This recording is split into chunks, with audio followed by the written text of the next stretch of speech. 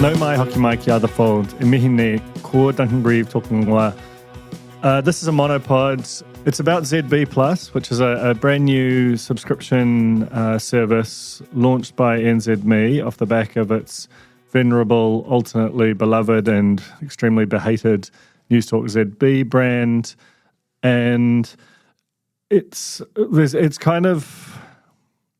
a whole lot that's bundled into it, which has been sort of rattling around in my head for a while. And so Samuel has politely agreed to jump into the studio and let me record an old-fashioned monopod about the service and why I think it's ultimately a good idea and will maybe be a kind of a net good for New Zealand, certainly a net good for the Herald, which I think is basically contra what I've seen from every single other response to it to this point. So, very likely that what I say today will be profoundly unconvincing to you. If so, I apologize. But there's just a few things here which I think feel relevant to me. So let's just start with what the actual product is. And that's based on me not actually having used it. They've announced it. I don't know.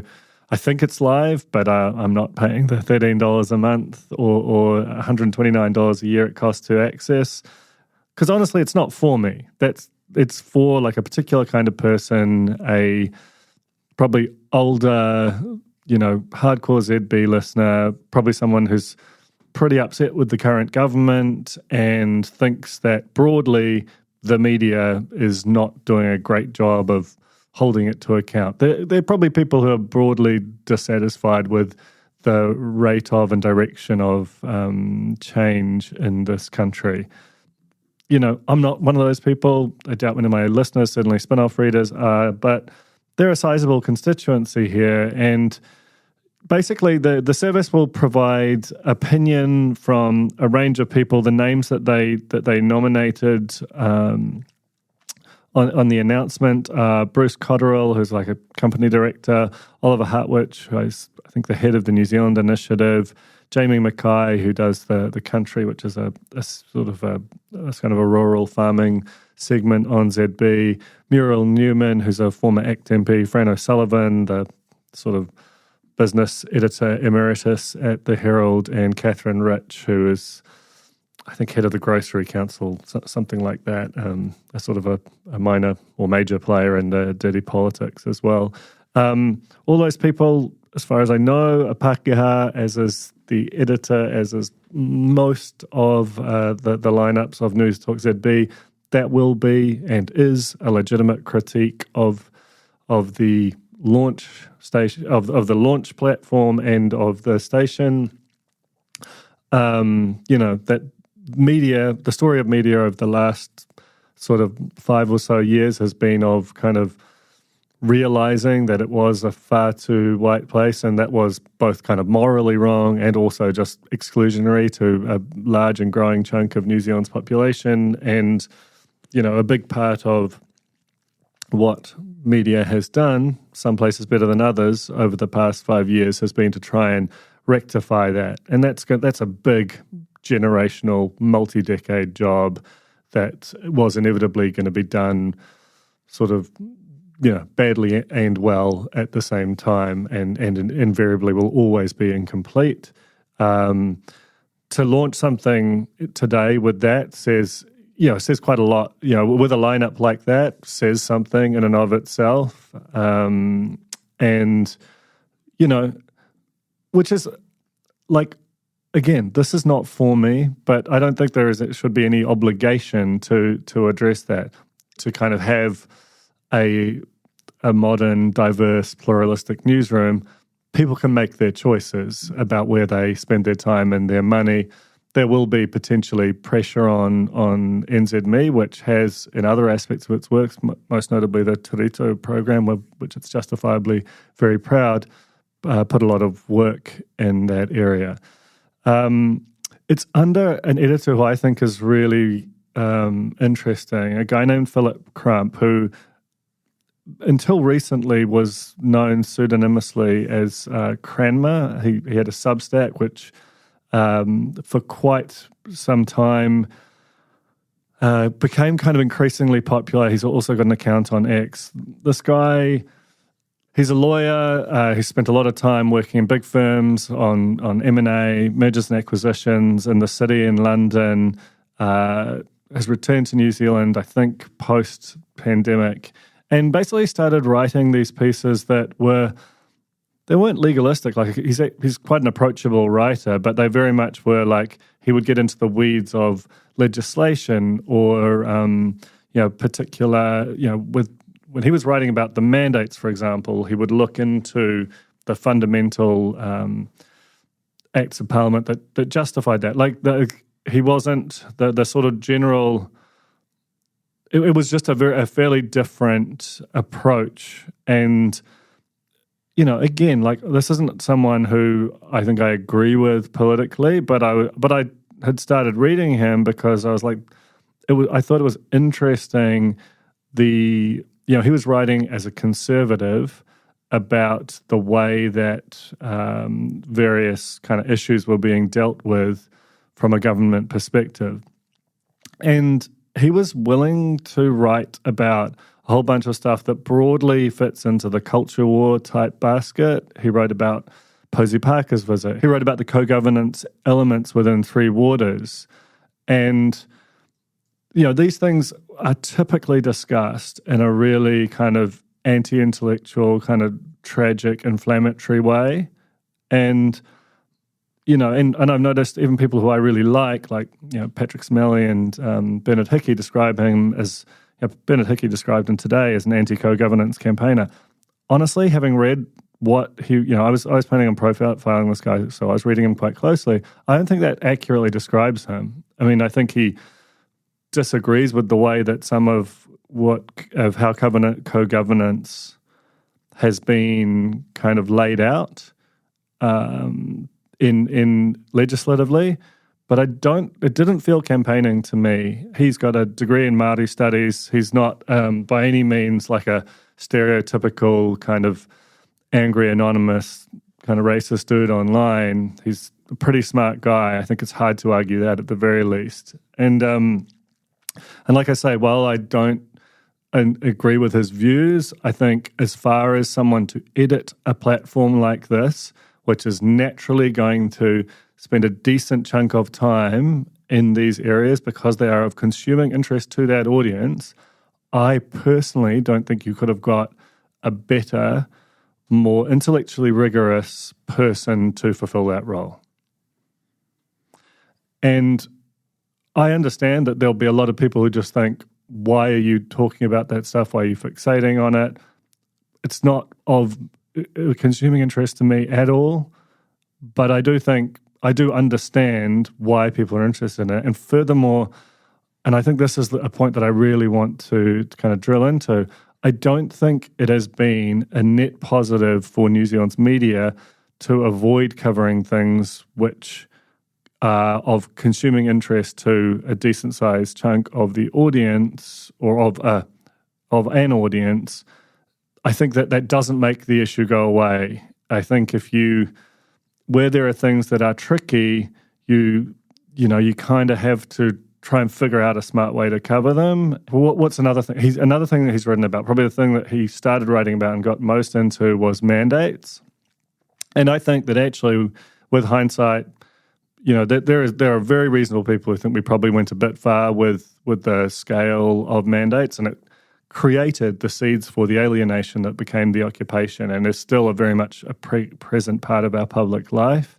But I think as media, at the time, we didn't really scrutinize the sort of need for the scale of mandates that we had as much as we probably should have, because it was scary. It was like a really difficult time to operate. So what am I saying here? Basically, I think that there is a mainstream media which discusses a particular basket of issues in a particular kind of way, and that's great for most people most of the time.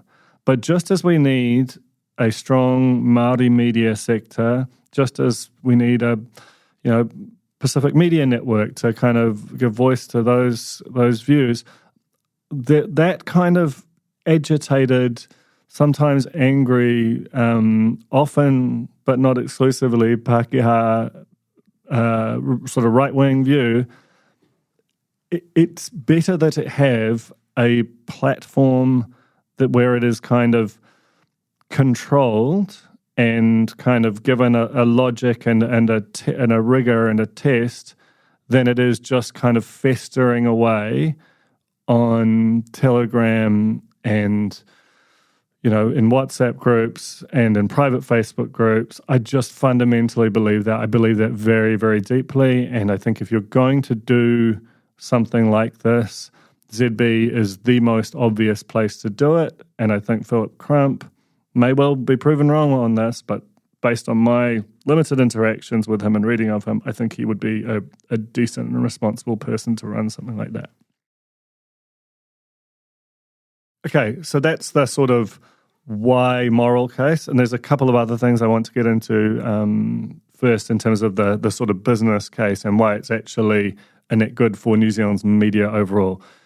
Let's start with why it works for New Zealand's media overall. Right now, the Herald publishes ZB opinion pieces on its main platform in front of the paywall. So you have what are functionally kind of, I'm not going to say that there is no consideration in them, but ZB hosts have to do a few kind of opinion monologues each day that are designed to be read aloud and have that kind of ephemeral quality to them. But because, this is digital publishing, they also get effectively transcribed and put online, where they just feel different, and they certainly don't have that kind of, fly-by-night quality that a radio opinion piece does.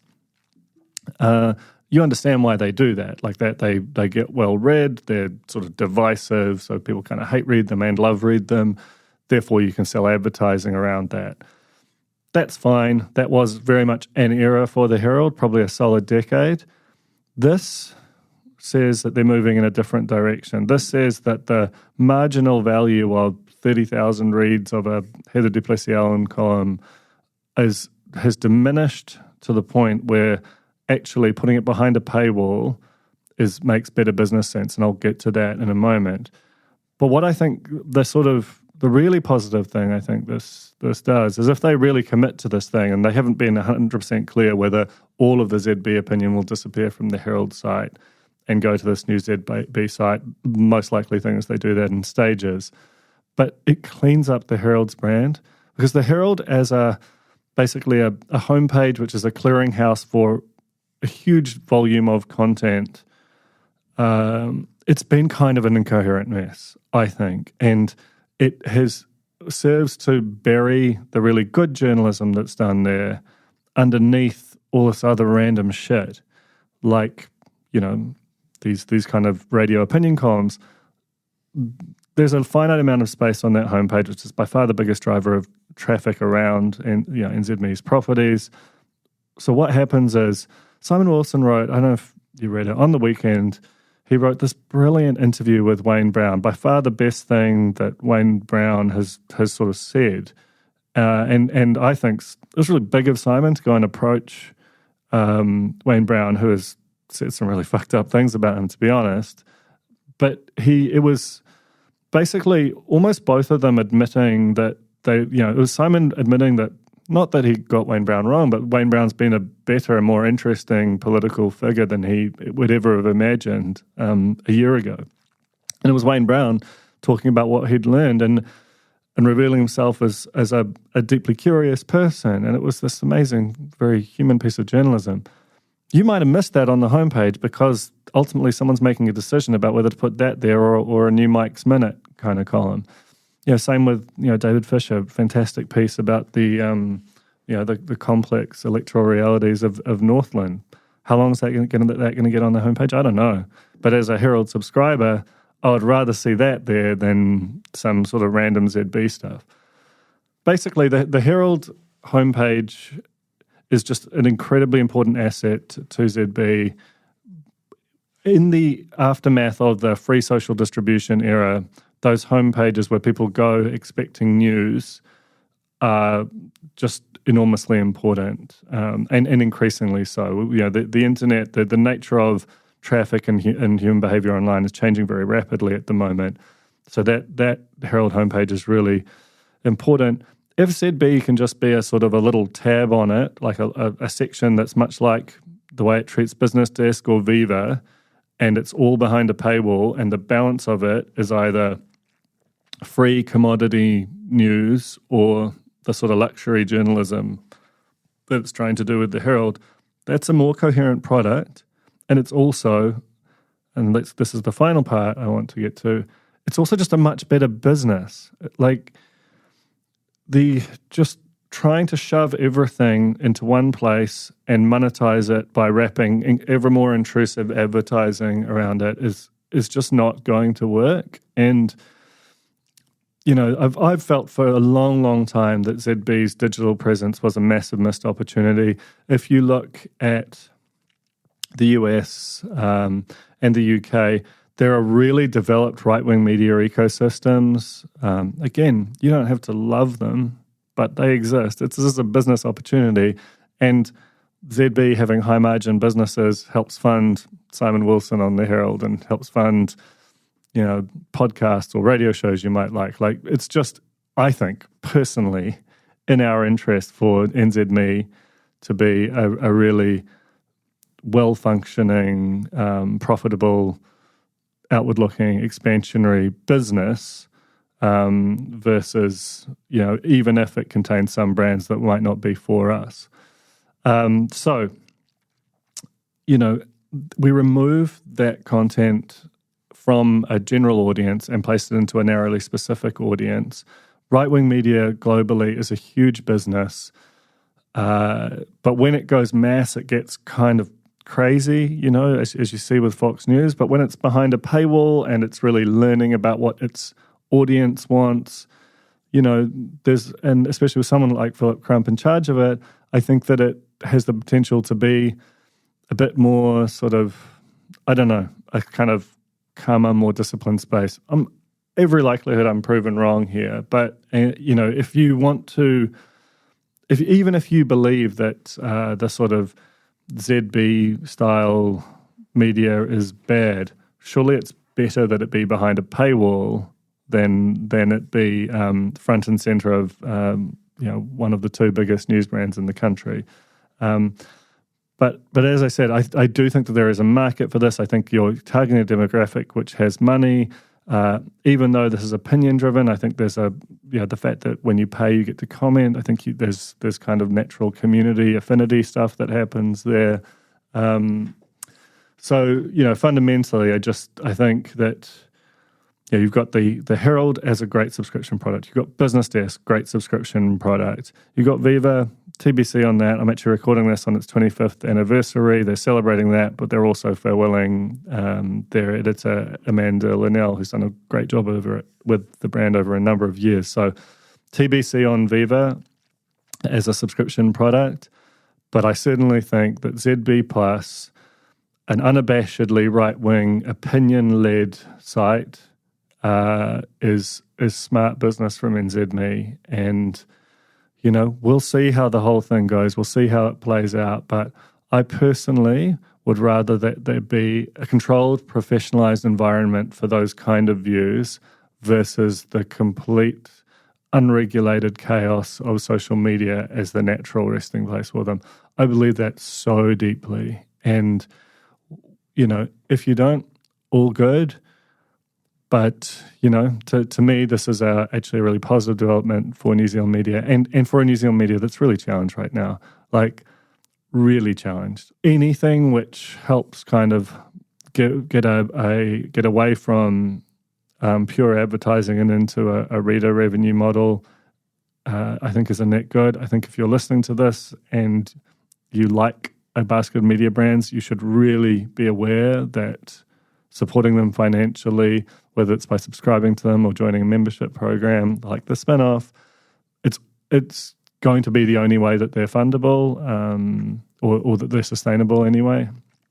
So, because there's no, Labor tried to get involved in that, and I think we all know how that went. But it's basically, we're moving into an era where it can't be just advertising; it has to be advertising plus audience revenues, and I just think ZB Plus is a smart one. So that's my whole thesis of it. We'll see how it plays out from both a business and an editorial perspective.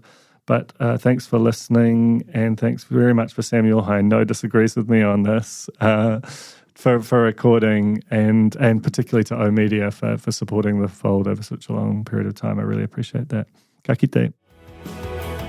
That was The Fold, brought to you by our partners at oMedia, making brands unmissable and public spaces better across Aotearoa. Huge thanks to oMedia for sponsoring this episode of The Fold and enabling us to make unmissable connections with Kiwis.